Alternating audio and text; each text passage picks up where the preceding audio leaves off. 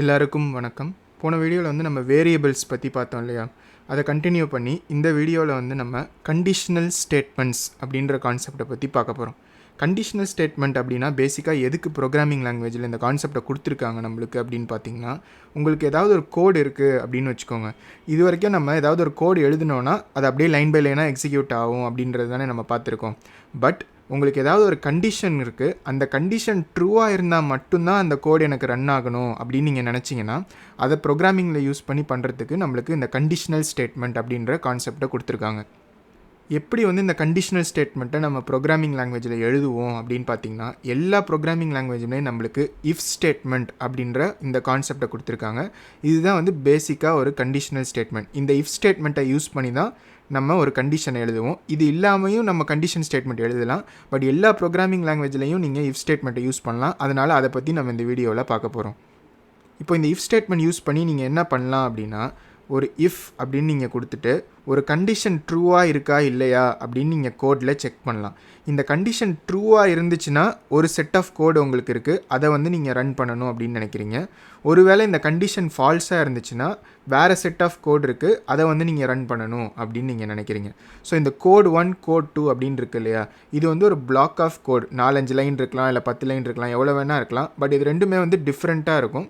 இந்த ரெண்டுமே வந்து ஒரே டைமில் இந்த ப்ரோக்ராமில் ரன் ஆகாது. அதாவது ஒன்று கோட் 1 ரன் ஆகும், இல்லாட்டி கோட் 2 ரன் ஆகும். அது எப்போ எந்த கோட் ரன் ஆகணும் அப்படிங்கிறது இந்த கண்டிஷனை பொறுத்து இருக்குது. ஸோ நீங்கள் கொடுக்குற கண்டிஷன் ட்ரூவாக இருந்துச்சுன்னா ஒரு கோட் ரன் ஆகும், நீங்கள் கொடுக்குற கண்டிஷன் ஃபால்ஸாக இருந்துச்சுன்னா வேறு கோட் ரன் ஆகும். ஸோ இந்த மாதிரி நீங்கள் ஒரு ப்ரோக்ராமில் பண்ணணும் அப்படின்னு நீங்கள் நினச்சிங்கன்னா, அதை வந்து இஃப் ஸ்டேட்மெண்ட் யூஸ் பண்ணி நம்ம எந்த ப்ரோக்ராமிங் லாங்குவேஜாக இருந்தாலும் நம்ம அதை பண்ணலாம்.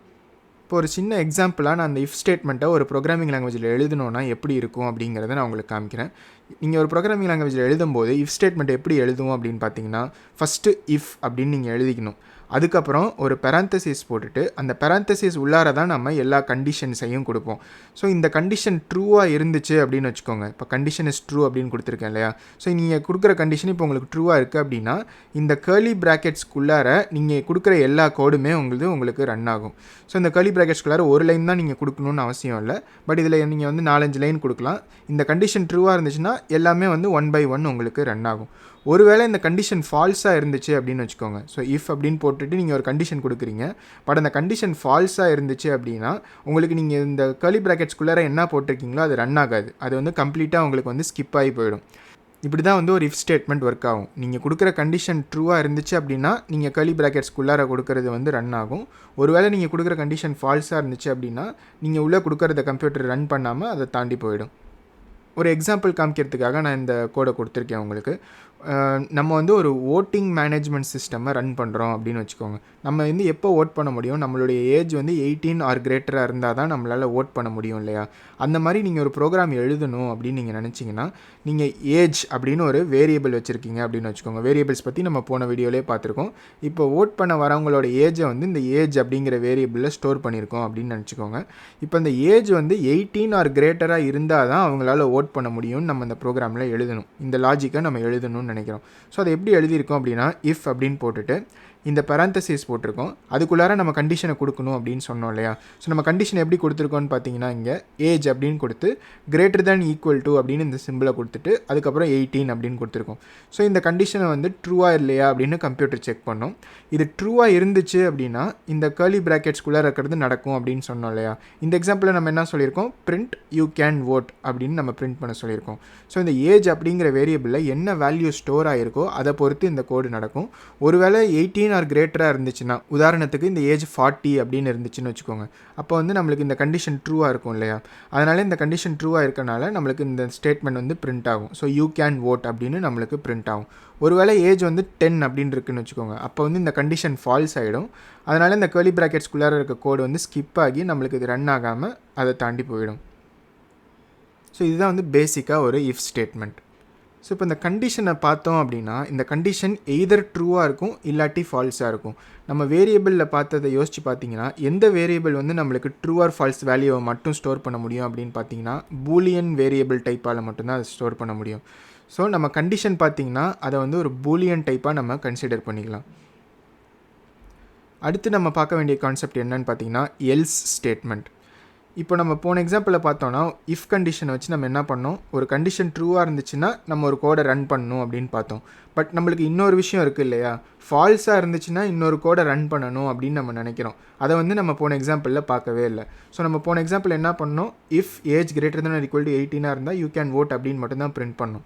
ஸோ கண்டிஷன் நம்மளுக்கு ட்ரூவாக இருந்துச்சுன்னா இந்த கோட் 1 அப்படின்னு ரன் ஆகுது. பட் இது ஃபால்ஸாக இருந்துச்சு அப்படின்னா நம்மளுக்கு வேறு கோட் ரன் ஆகணும் அப்படின்னு நம்ம நினைக்கிறோன்னா அதை எப்படி பண்ணுவோம் அப்படின்னு பார்த்தீங்கன்னா, அதுக்கு தான் நம்மளுக்கு எல்ஸ் ஸ்டேட்மெண்ட் அப்படின்னு ஒரு கான்செப்டை கொடுத்துருக்காங்க. ஸோ இந்த எக்ஸாம்பிளில் நம்ம என்ன பண்ணுறோம் அப்படின்னா, இந்த இஃப் ஸ்டேட்மெண்ட்டை கம்ப்ளீட் பண்ணினதுக்கு அப்புறம் நம்ம எல்ஸ் அப்படின்னு எழுதி, நம்ம எந்த கண்டிஷனும் கொடுக்க தேவையில்லை, ஜஸ்ட் எல்ஸ் அப்படின்னு எழுதிட்டு ஒரு கர்லி ப்ராக்கெட்ஸ் போட்டு அந்த கர்லி ப்ராக்கெட்ஸ் உள்ளார நம்ம ஒரு கண்டிஷனை கொடுக்குறோம் இங்கே. ஸோ இப்போ இங்கே என்ன நடக்குது அப்படின்னா, நீங்கள் age greater than or equal to 18 இருந்துச்சுன்னா யூ கேன் vote அப்படின்னு பிரிண்ட் பண்ணணும். ஒருவேளை ஏஜ் லெஸ் தேன் 18 இருந்துச்சு அப்படின்னு வச்சுக்கோங்க, அப்போ வந்து இந்த கண்டிஷன் ஃபால்ஸ் ஆகிடுது இல்லையா. அதனால் நம்ம என்ன சொல்லியிருக்கோன்னா, இந்த கண்டிஷன் ட்ரூவாக இருந்தால் இதை ரன் பண்ணு எல்ஸ் அப்படின்னு சொல்லியிருக்கோம். அதாவது இந்த கண்டிஷன் ஃபால்ஸாக இருந்துச்சுன்னா இந்த எல்ஸ்குள்ளே என்ன கொடுத்துருக்கோமோ அதை வந்து நீ ரன் பண்ணணும் அப்படின்னு நம்ம கம்ப்யூட்டருக்கு இந்த லாஜிக்கை தெரியப்படுத்துகிறோம். ஸோ நம்ம கண்டிஷன் வந்து இப்போ ஃபால்ஸாக இருக்குது, ஃபால்ஸாக இருந்தால் இந்த கோட் 2 ரன் பண்ணணும். ஸோ இந்த எக்ஸாம்பிளில் கோட் 1 அப்படிங்கிறது இந்த print you can vote, code 2 அப்படிங்கிறது பிரிண்ட் யூ கான்ட் vote. இந்த கண்டிஷன் தான் நம்மளுடைய age greater than or equal to 18. So இந்த எக்ஸாம்பிள் ஏஜ் வந்து கிரேட்டர் தென் ஈக்குவல் டு 18 இருந்தால் போன எக்ஸாம்பிளில் பார்த்த மாதிரியே யூ கேன் voteன்னு பிரிண்ட் ஆகும். பட் லாஸ்ட் எக்ஸாம்பிளில் ஏஜ் லெஸ் தேன் 18 இருந்தால் நம்மளுக்கு எதுவுமே பிரிண்ட் ஆகாமல் இருந்தது. ஆனால் அந்த மாதிரி இல்லாமல் இந்த எக்ஸாம்பிளில் ஏஜ் லெஸ் தேன் 18 இருந்துச்சுன்னா, ஒருவேளை ஏஜ் 10 இருந்துச்சு அப்படின்னா நம்மளுக்கு இந்த எல்ஸில் இருக்க யூ கான்ட் vote அப்படின்றது பிரிண்ட் ஆகும். ஸோ இதுக்கு தான் நம்ம எல்ஸ் ஸ்டேட்மெண்ட்டை யூஸ் பண்ணுவோம். கடைசியாக நம்ம பார்க்க வேண்டியது என்ன அப்படின்னு பார்த்தீங்கன்னா, எல்ஸ் இஃப் ஸ்டேட்மெண்ட். இது எதுக்கு வேணும் அப்படின்னு தெரிஞ்சுக்கிறதுக்கு நம்ம மறுபடியும் நம்ம பழைய எக்ஸாம்பிளே எடுத்துக்குவோம். இப்போ நம்ம போன எக்ஸாம்பிள் என்ன நினச்சோன்னா, ஒரு கண்டிஷன் ட்ரூவாக இருந்துச்சுன்னா ஒரு கோடை ரன் பண்ணணும், இந்த கண்டிஷன் ஃபால்ஸாக இருந்தால் இன்னொரு கோடை ரன் பண்ணணும் அப்படின்னு நினச்சோம் இல்லையா.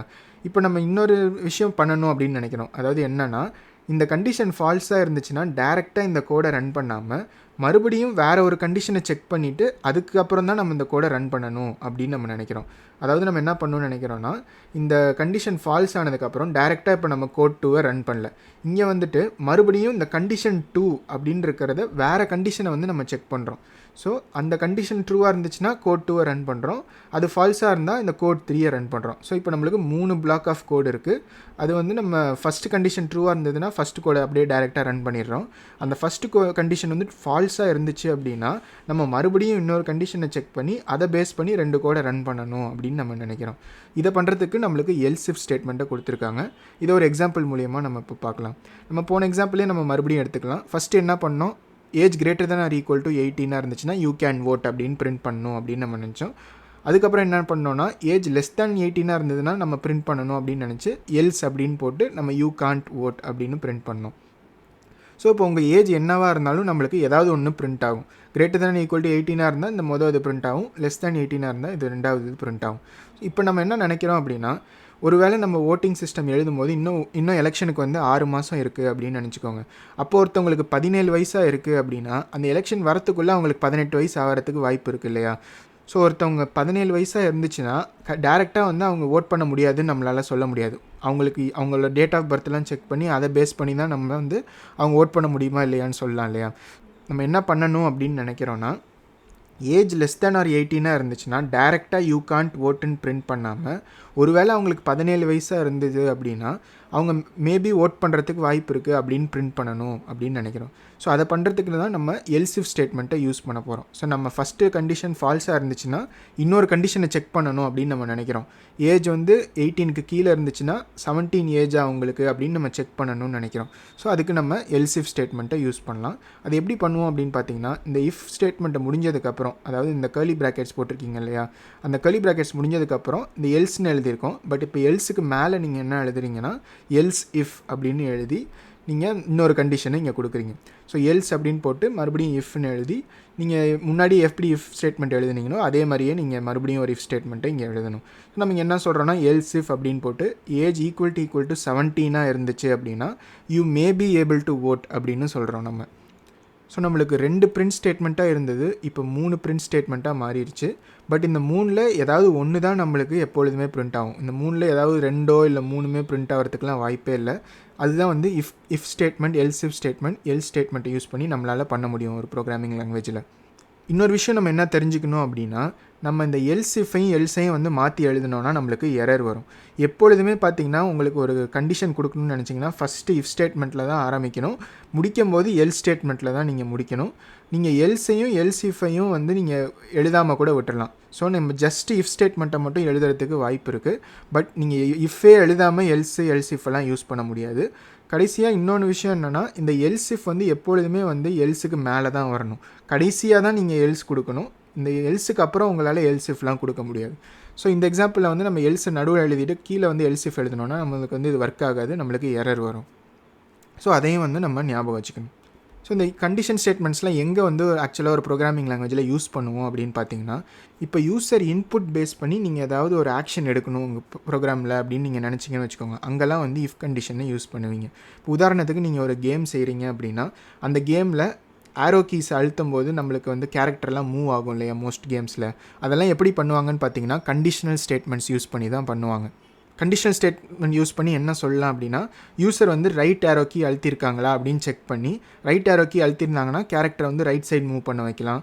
லெஃப்ட் ஆரோ கீ அழுத்திருந்தாங்கன்னா லெஃப்ட் சைடு மூவ் பண்ண வைக்கலாம். இந்த மாதிரி இஃப் ஸ்டேட்மெண்ட்டில் ஒவ்வொரு இஃப்லேயும் வந்து நம்ம கண்டிஷனை செக் பண்ணி, இந்த கீ அழுத்திருக்காங்களா அந்த கீ அழுத்திருக்காங்களான்னு கண்டிஷன் கொடுத்துட்டு, ஒருவேளை அந்த கீ அழுத்திருந்தாங்கன்னா என்ன பண்ணணும்னு நினைக்கிறோமோ அதை வந்து அந்த கர்லி ப்ராக்கெட்ஸ்குள்ளார கொடுத்து நம்ம ரன் பண்ணலாம். ஸோ இப்படி தான் வந்து ஏதாவது யூசர் இன்புட் கொடுத்து அதை பேஸ் பண்ணி நம்ம ஏதாவது பண்ணணும்னு நினச்சோன்னா அங்கெல்லாம் வந்து நம்ம கண்டிஷனல் ஸ்டேட்மெண்ட்ஸ்லாம் யூஸ் பண்ணுவோம்.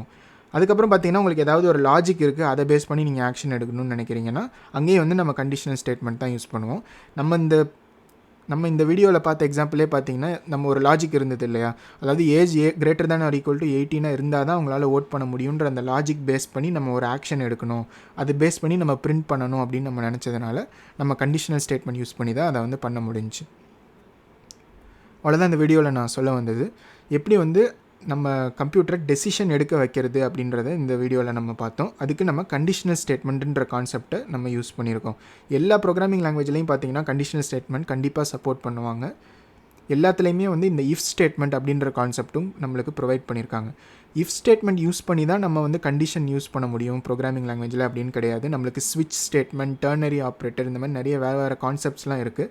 பட் அதெல்லாம் வந்து நம்ம ஆக்சுவலாக ப்ரோக்ராமிங் லாங்குவேஜ் கற்றுக்கும் போது பார்த்துக்கலாம். இப்போ நம்ம ப்ரோக்ராமிங் லாங்குவேஜோட பேசிக்ஸ் தான் கற்றுக்குறோம் இல்லையா, அதனால் நான் ஜஸ்ட் இஃப் ஸ்டேட்மெண்ட்டை பற்றி மட்டும் உங்களுக்கு நான் எக்ஸ்பிளைன் பண்ணியிருக்கேன். இதில் ஏதாவது உங்களுக்கு சந்தேகங்கள் இருந்தால் கண்டிப்பாக கமெண்ட்டில் கேளுங்க, உங்களுக்கு நான் ஆன்சர் பண்ணுறேன்.